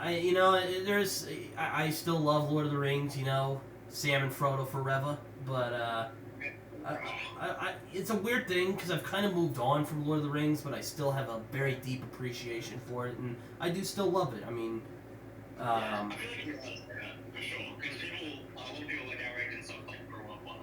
There's some people who are like, what? Does that mean you don't like Tolkien? I'm like, no, not at all. I'm like, no, not at all. I still love Tolkien stuff, but you know, I've grown, you know, not to say that I don't still appreciate it. I mean, you know, also the movies are great, you know. I am one of those guys who sits around and goes like, hey, he actually stepped on a piece of glass during that one scene, or when Viggo Mortensen slapped the knife out, that was real. You know, I'm that guy. Fucking behind the scenes. But yeah, no, A Hobbit is good. It's a very straightforward story, so like, oh, and the illustrations are really good, so. They're so beautiful. I got these beautiful, what are they? Colin, I think, Colin editions. I think they're released in America. I think you might pass one. They're like these hardback, like illustrated editions with like these dust jackets on them. They're illustrated by Alan Lee. They're amazing. I reread The Hobbit last year. I was really surprised with how fast it moved. I was really surprised. Yeah, no, it's not that difficult to get through. No. No. I found it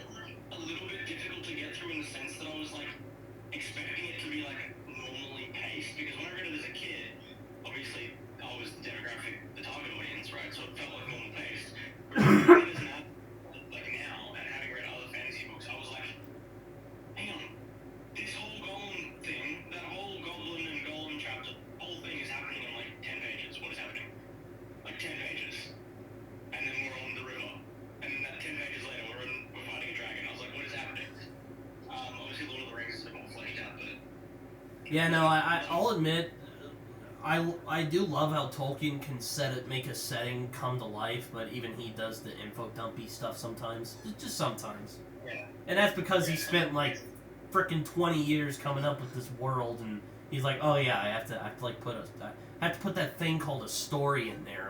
Let's see what we'll. Yeah. Whoops. With the world first, and I was like, I can put some characters in here. Some characters that aren't part of like my history book. I haven't dared read the Silmarillion yet because I'm like, I'm not doing that.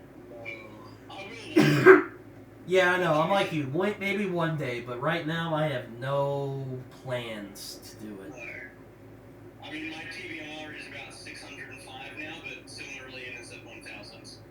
Like, it's just floating like below where my TBR is. Like, even though my TBR is ending at 605, Silmarillion is just like this guy is just like floating at the bottom. He's like so much at the bottom. But I will one day. And I know we said that at the start of the video. That's like our most normally said thing is.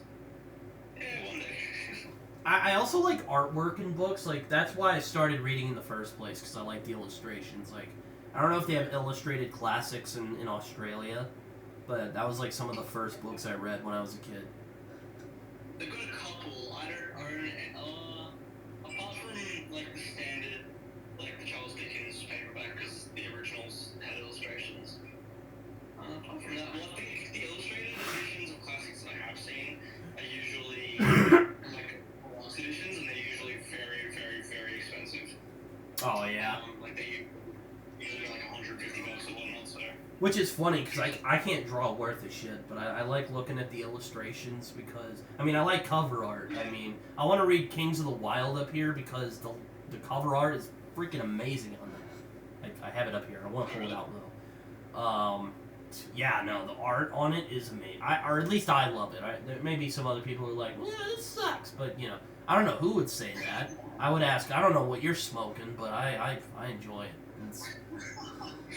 Cheers. About BookTube, right, is that everyone's honest and everyone's allowed to have a different opinion.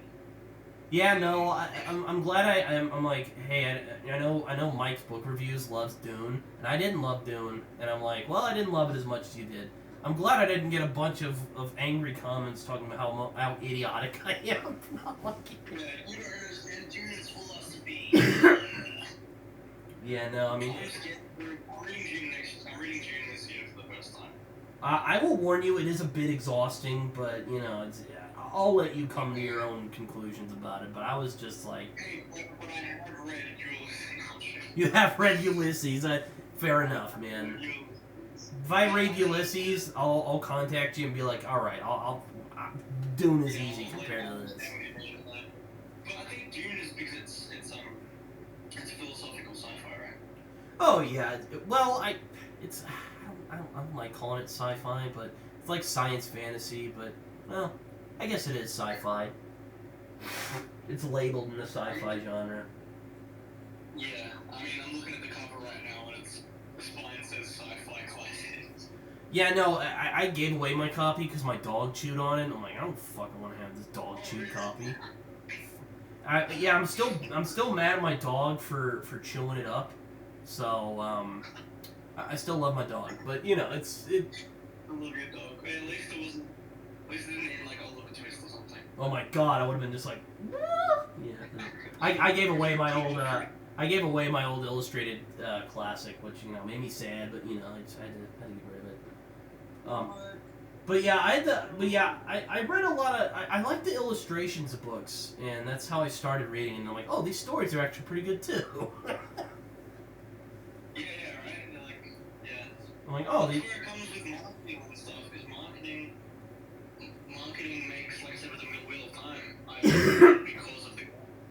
And then I found out it was a good story. So artwork, cover art, and internal artwork, I think, has a big part to play. Have you ever watched Daniel Green stuff? Yeah. That's how I got in the book, too. That's how I, like, really started to watch it, anyway. Yeah, okay. Yeah, I think it was funny, because I think I saw him after, obviously, like, he popped up in my recommended after Mike. Yeah, he's really great. I love his, he just posted a video about, like, his fantasy tattoo video, and I really watched that. Yeah, I know, it's kind of it is a bit of a trip for me because I've subscribed to him just as he was getting big, and like his old videos are just like him just like hanging out in his like bedroom and talking about like old like fantasy and sci-fi books, and then like look at him now, he's just like this ADD goblin guy, disheveled goblin host. He's not a goblin. I am your goblin host. Yeah, everyone's all like, you know, I'm actually wanting to read his books at some point, though I have heard he's dissatisfied with them, and so I'm just like, well, shit, when he says that, kind of a deterrent. They say he's dissatisfied with them. Yeah, that's one of the things I like about his videos is that he's honest. I like honesty. Yeah. So. I do like honesty. The thing with my channel as well is like, I also get inspired to just like be honest. Like if I don't like something and people ask me what I thought about it, or I mention it in a video, I'm not gonna be like, yeah, it was pretty good, or like, yeah. I enjoyed that. I didn't like that. But it's okay if you do. He's honest without being mean. That's what I like about Daniel Green, and I think a lot of booktubers have kind of picked that up, and I appreciate that because you know. Yeah. I mean there are some harsher critics I've enjoyed, but I don't know if that's constructive, you know, for me anyway. Yeah. Like I don't want to not mince my words when I talk about not liking something, but I don't want to be, you know, mean or disrespectful while doing it, you know.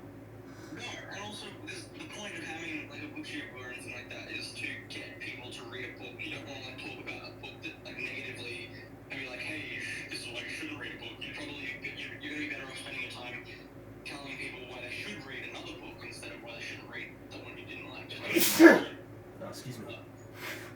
Anyway, I will mention it, however, if someone asks me, or if I'm doing a monthly wrap up or like a what I read this month sort of video, and then bring that up. Just be like, oh, whatever. It's like I did not like The Morning of Hill House by Shirley Jackson. I did not like it. I thought it really. Which one from Shirley Jackson? Hill House. Oh, okay. Yeah, I haven't read that one, which I would get crucified for. I should make that. I don't make like booktube videos. I just kind of. This is like this channel. I did make videos for a while, and then I'm like, I'm just gonna upload all my podcast content here because I'm just like I'm gonna do whatever the hell I want, and you guys are just gonna deal with it. So you know that's what I do. I mean, I'll do whatever you want, but if you ever want to start doing some booktube stuff. I have thought about getting into the booktube game, but you know, well, maybe someday. Well, I am thinking about it. You've got some good thoughts and stuff, so you should. But it's fun. I mean, I write reviews on Goodreads, so I'm like, I don't know if I need to, but yeah, maybe someday. We can't all be like Patrick and making Goodreads reviews. Yeah, no, I started watching Patrick. I like his stuff. That's another guy I'd like to have on here someday. I don't know how to contact him at all, but you know. I'll try and get him. I'm trying to get like everyone, because my series, the Page Turner series, is everyone that I can't physically see. Like booktubers that I can't physically meet with in person. And then I'm going to be starting up a new series. I don't know what I'm going to call it, but I'm going to start it with artists and writers and poets and people I can physically meet in person in Melbourne. You know, I was gonna ask you about another person I would really love to talk to at some point, and I saw you did a video with him, RC Waldun, who is apparently from Australia. He doesn't fucking sound like one though. Is he like originally from like America? Was he born there? Yeah, he was born he's from Pittsburgh. That makes a lot of sense. I'm like, he sounds like an American. What is this? Yeah. He's just putting on the accent for the.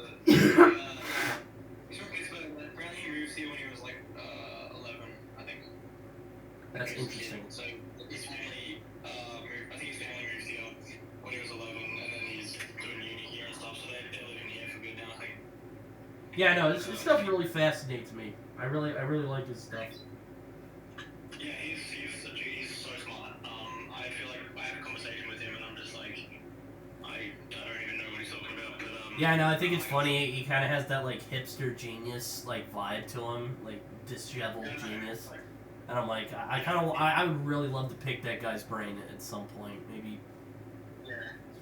He's he. Do you know how I met him? How'd you meet him? So I was on a tram. So do you know what a tram is? Isn't it like a train type thing? I think in like Europe and stuff they're called streetcars. Uh-huh.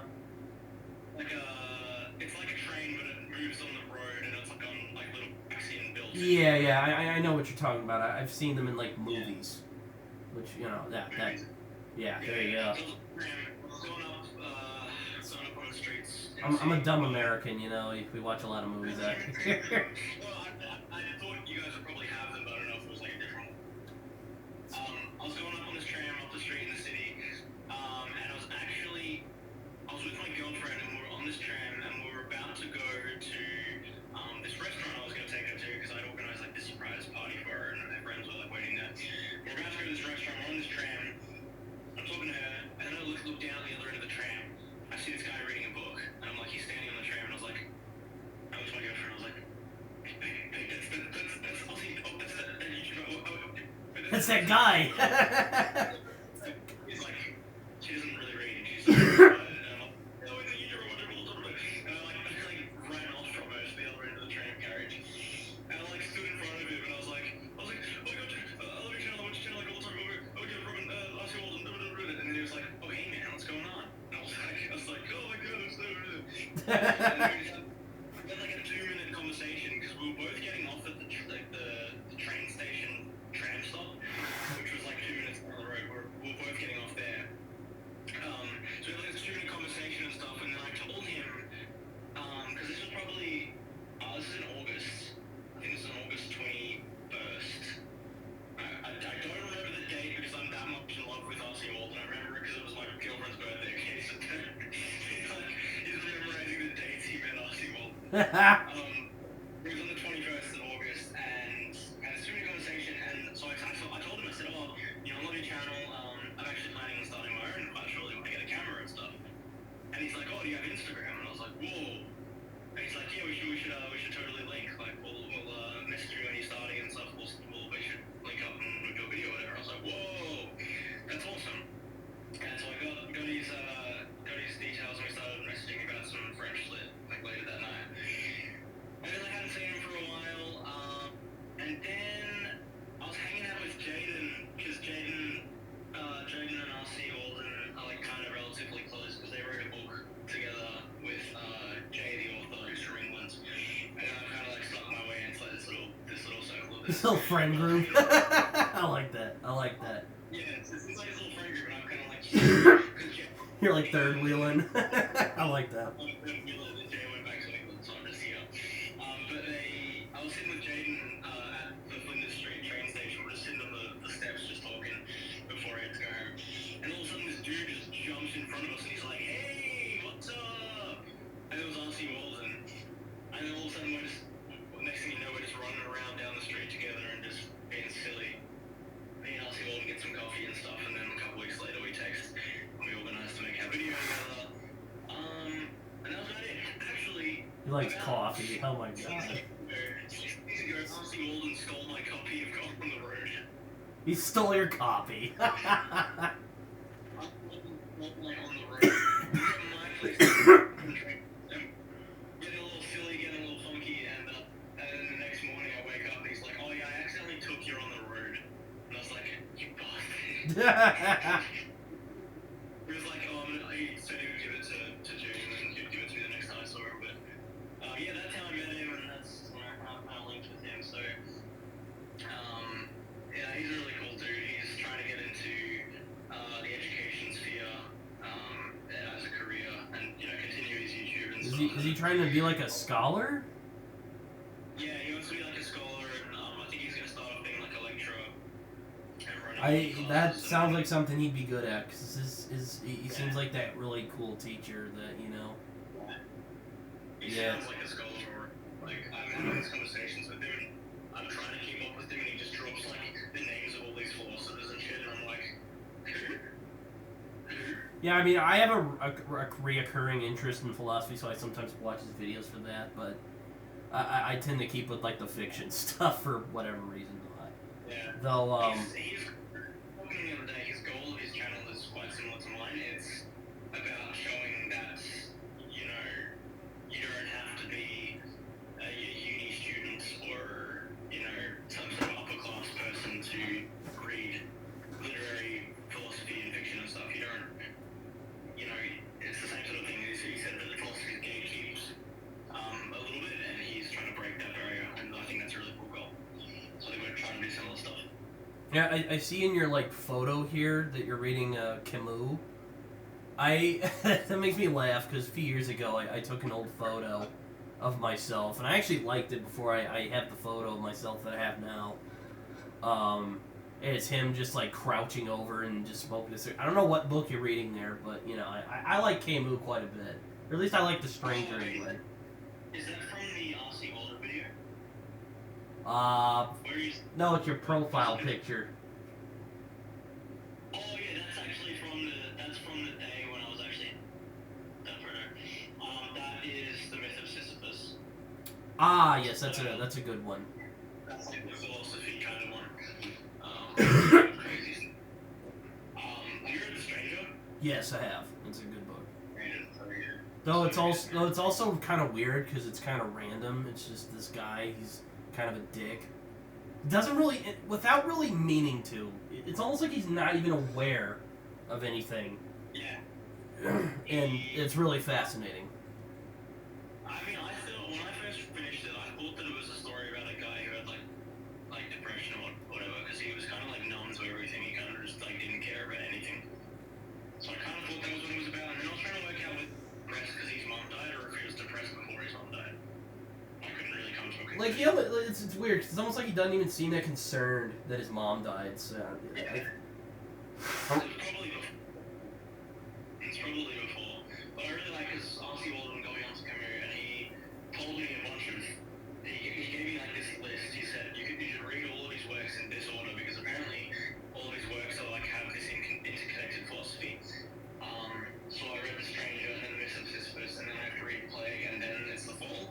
And apparently you see like the philosophy, his philosophy from like start to finish. I mean, also I identify with existential stuff as well anyway. Because, I mean, so, you know, so I might be a little biased there, but that's just... Yeah, that's true. I might be as well. I mean, I'm going to be doing Friedrich Nietzsche. Oh boy, yeah, that'll be a fun one. I read Nietzsche with some friends of mine a few years ago. We were in like a book club, and it was like a kind of philosophical book club, you could say. And we read some Nietzsche. Yeah, that was very funny, surprisingly. Really? Yeah, really. He'll make you laugh. Okay, that's interesting. I mean, I wonder if that has anything to do with. I wonder if the book you read was after he went crazy. No, I don't. I think he stopped writing when he went crazy. No, apparently he kept writing. Oh, did he? I didn't know. I heard there's a couple of books that he released after he'd gone crazy because when they were published, they. So basically, like, I'm not sure if you know the details or whatever, but he died from, like, syphilis or chlamydia or something. Mm-hmm. No syphilis. You mean syphilis? Syphilis. He died from syphilis or chlamydia because he went to like a brothel or whatever, got with someone, and then he got it straight away. And Oh my god. I was saying that was the first time he had gotten with someone. Why are authors and philosophers such horn dogs? It's ridiculous. Yeah, I know, right? I know.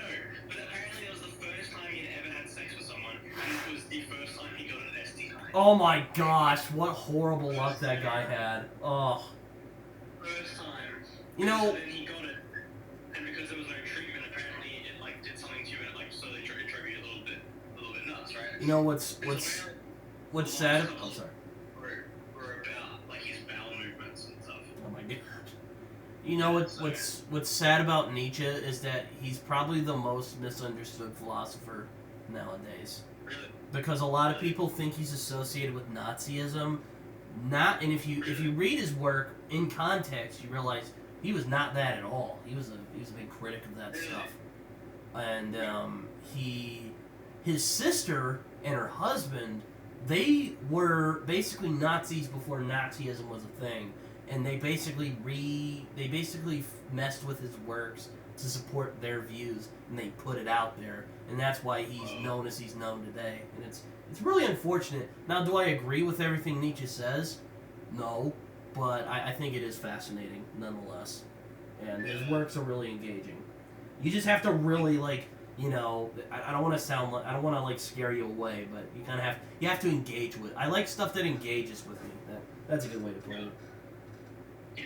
I don't know, philosophy I find I feel like it is always hard. Like you always have to kind of drop everything and fully focus on it, but... Oh, it's not easy, but you just have to engage with it, you know? Yeah, I don't know, I've chosen Beyond Good and Evil. That's what I'm reading. I read passages from that. I haven't read the whole thing. Alright, I like how it was structured. It was kind of structured in small parts. Yeah, no, yeah, he has a bunch of he's good at making these little phrases, and you just read them. They were kind of lists. It reminded me of some of the Art of War or something too or something. I have never actually read The Art of War. Maybe someday. That's another one I'd like to. It's on my. If I made a list someday, I'll read it. Yeah. I read a little bit, just the first couple of passages, but not the full thing. I mean, I play a lot of shooter games, and when you die, sometimes they show quotes from Sun Tzu. And they're like, oh, that's. Oh, really? Yeah, no, it's funny. That's sick, dude. Hang on, real quick. When you record these, do you chop and edit them, or do you just upload the straight full thing? It depends. If I have to if I get distracted or something, I cut parts out. But usually I just put them as is. Okay. So, yeah. I was just gonna say, because I probably will have to wrap up soon. I gotta work in a Oh. couple hours. Oh, okay. Well, I don't want to keep you forever, but yeah, I get you. I had some other stuff I wanted to do today anyway. There was another book I wanted to start, so because What do you thought?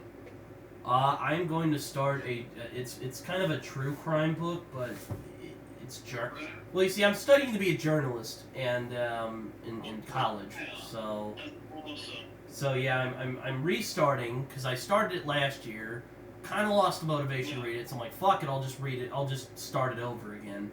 It's Homicide by David Simon. It's about his career when he was a journalist on the homicide in Baltimore. So it apparently a very good book. I'd like it. It's one I'm planning to read. It's one I wanted to read for a while, and now I'm going to do it. Yeah. So it's going to be fun. And also I want to read more nonfiction. So there's that. Yeah, that's all the time. Because I have a lot of nonfiction. I like history books and all that sort of stuff, and then I'm like, I read yeah, but I could keep going with my fiction book. I could find out what happens in the rest of this story, and I just put the nonfiction down. But I want to get into more nonfiction because I do learn a lot more about the world when I read it. But I don't know. What you do? I'll put all the nonfiction books at 610. How about that? Fair enough. Anything else done? I know you like modernist stuff, and I know you like On the Road.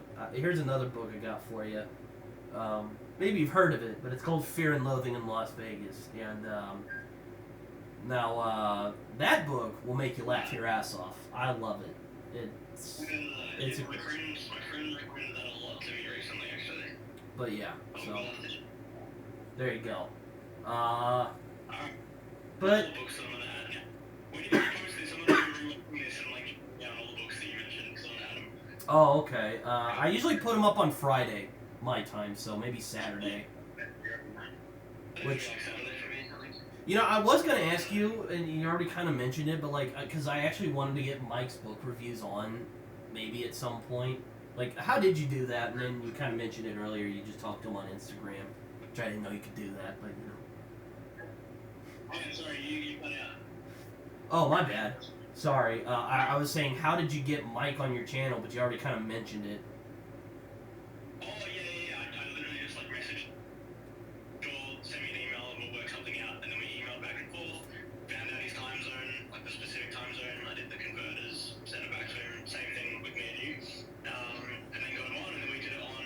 I was originally going to do a pre-recorded because I was like, oh, I don't have enough subs to, like, you know, get people asking questions live and all that sort of stuff. And then I was kind of like, oh, yeah, I could probably get a couple people coming in, and then he posted a link to his Twitter and all that sort of stuff. So we ended up getting Scott the Ball Book who came in. Who else came in? A couple other YouTubers and stuff. Yeah, I'm weird. I don't do them live, but you know, maybe I'll change that at some point. We'll see. Yeah, maybe at some point in the future or not. I mean, it's kind of like I said, I was sort of like, oh, no one's gonna like tune in live and stuff. And I was like, oh, you know, even if like one person watches live, that could be fun if it'd be like having a third person in the conversation. But and also when you live stream, you have to watch what you say. However, because like I try not to like swear or anything on like my channel or for the algorithm stuff.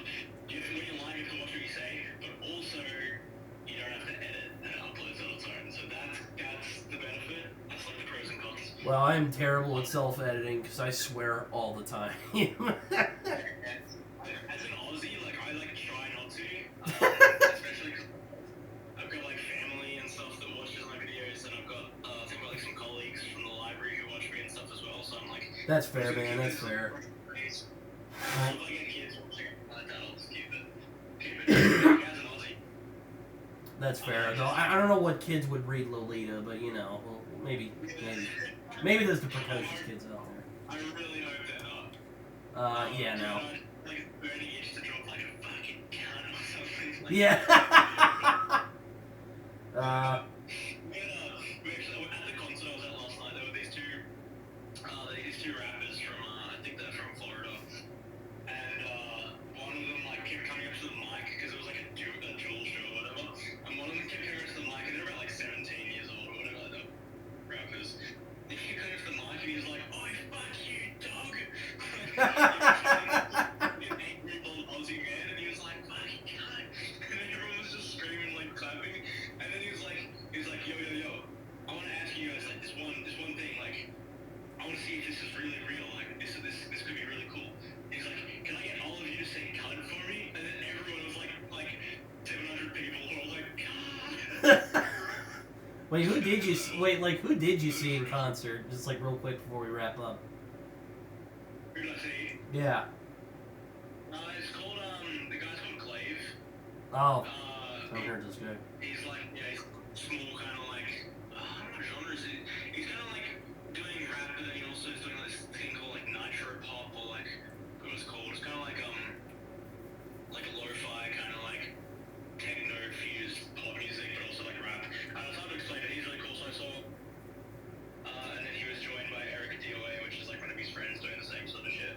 I see. It was one of the best concerts I've been to because it was at like it was at a pretty small venue, so we actually got to be like I was like 2 people from the front, like I was 2 people behind the barrier. And at the end, like the main dude like got in the crowd and like stood in the center of the mosh pit and stuff.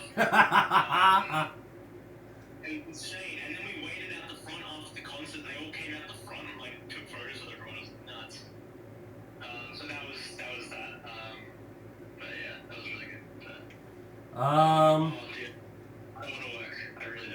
I've been enjoying this so much. I have too, but I probably should wrap. My other one was like really stupid long last time, so I'm probably gonna cut it off at like 2 hours or so. So this is a good time to stop. We've been here about, I mean, the call started at like 9:44, nearly 2 hours. Jeez, I mean, I could talk for like a lot longer, and I mean, yeah, if I didn't have to work, I'd stay. Yeah, my last one was super long, and I'm like, alright, I'll try and cut it down because I'm like, who else gonna watch this? But Yeah. Archer, thank you so much. I appreciate you coming on. Hopefully we can do this again because I'm not against bringing people on again. But I maybe in the future though, because I like to wait a little bit. Yeah, whenever you're ready, because I had a great time. All right, man. Thank you so much. And Archer, if you want to share your stuff real quick, you can do that. Alright, pretty simple. My channel on YouTube is Archer's Got a Litter.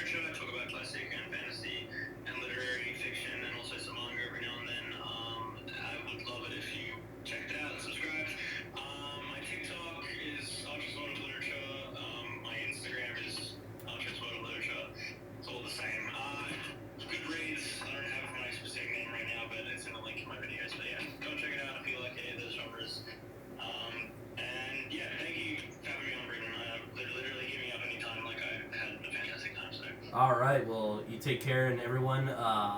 I will be back when I'll be back because my schedule has just been ridiculous recently. So again, thank you, Archie, for coming on.